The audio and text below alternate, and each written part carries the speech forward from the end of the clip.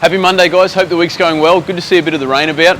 We've been getting a lot of great feedback on some of the videos we've been doing, so I wanted to show you a bit of behind the scenes, what happens here on a daily basis at Suburban Pest Management. So come through and we'll check it out. So you can see some of our admin team working busily in the background. They're busy working while I'm pretending to look busy.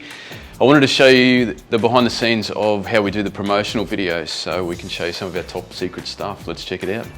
What do we got going on today? Well, today we are setting up for a promotional Sentricon video. So I've set up the lovely blue screen here, which is actually just our whiteboard with a bit of $20 Amazon blue fabric on the outside. We also just recently bought a teleprompter. So Tom, if you come around here, it slides onto the camera, just like so.